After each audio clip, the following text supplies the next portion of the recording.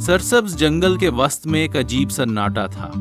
तमाम जानवर घबराए हुए थे, क्योंकि जंगल के दो सबसे तेज रफ्तार शिकारी राजा बाघ और तेज रफ्तार चीता आपस में दौड़ लगाने वाले थे। वजह, दोनों एक दूसरे को साबित करना चाहते थे कि असल में सबसे तेज कौन है। आम में तुमसे कहीं ज्यादा ताकतवर और तेज हूं, राजा बाघ ने गरज कर कहा। ताकत में शायद, लेकिन दौड़ में कभी नहीं, चीता ने अपनी दम हिलाते हुए जवाब दिया।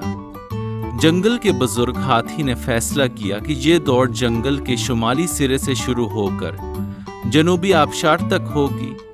रास्ते में गहरी खाइयां, तेज नदी और घने झाड़ियों के जंगल थे। लेकिन याद रहे, हाथी ने गहरी आवाज में कहा, जंगल में सिर्फ तेज तरीन ही नहीं बल्कि अक्लमंद भी कामयाब होता है। सुबह की पहली किरण के साथ दौड़ शुरू हुई। चीता तेजी से आगे निकल गया, जबकि बाघ ताकत से भरपूर कदमों से दौड़ रहा था। लेकिन पहले ही मोड़ पर एक बड़ी रुकावट आई, एक गहरी खाई जिसके पार जाने का कोई रास्ता नहीं था। चीता रुक गया। मैं छलांग नहीं लगा सकता, बाघ ने कहा। मैं तो पार कर सकता हूं, लेकिन तुम्हारे बगैर जीतना बेलुत्फ होगा। तब चीते को एक तरकीब सूझी। अगर तुम अपनी ताकत से इस बड़े दरख्त को झुका दो तो मैं उसकी शाख को रस्सी बनाकर पार कर लूंगा। बाघ ने दरख्त को जोर से दबाया। चीता ने शाख को मजबूती से पकड़ा और दोनों कामयाबी से खाई पार कर गए। अगले मरहले पर एक तेज रफ्तार नदी हाइल थी। बाघ ने कहा, पानी में मेरा भारी जिस्म डूब जाएगा। चीता बोला, लेकिन मैं तुम्हें तैरना सिखा सकता हूं। तुम्हारी ताकत और मेरी तकनीक से हम पार हो जाएंगे। चीते की रहनुमाई में बाघ ने तैरना सीखा और दोनों ने नदी अबूर कर ली।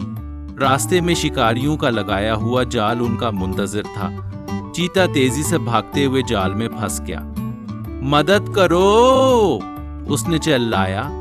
बाघ ने अपने मजबूत पंजों से जाल फाड़ दिया। तुमने मेरी मदद की थी, अब मेरी बारी थी।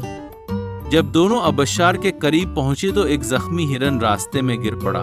चीता बोला, हमारी दौड़ है, चलते हैं। लेकिन बाघ रुक गया। हम सब एक ही जंगल के रहने वाले हैं, पहले उसकी मदद करें। मिलकर उन्होंने हिरन को महफूज जगह पहुंचाया। तब हाथी ने ऐलान किया, तुम दोनों ने जीत ली है। तुमने साबित किया कि असल फतह इनफरादी नहीं बल्कि इज्तमाई होती है। उस दिन के बाद से बाघ और चीता गहरे दोस्त बन गए। अब वो जंगल के नौजवानों को सिखाते हैं, ताकत और रफ्तार अहम है, लेकिन जब वो मिल जाएं तो नाकाबिले शिकस्त हो जाते हैं। कि बाघ की ताकत और चीते की रफ्तार जब इकट्ठी हुई तो वो न सिर्फ दौड़ जीत गए बल्कि पूरे जंगल के लिए मिसाल बन गए।